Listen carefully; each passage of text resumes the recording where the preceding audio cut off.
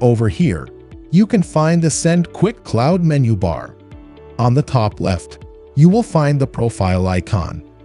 Clicking on your profile will take you to the Edit User page, where you can upload your company logo.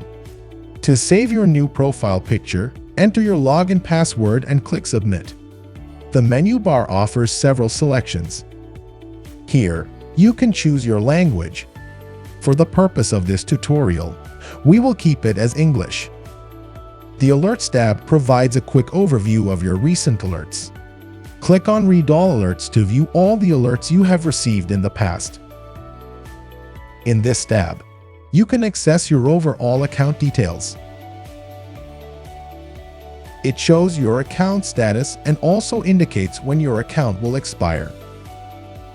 You can also view information about your credits, the number of devices, users, and rules that your company has configured.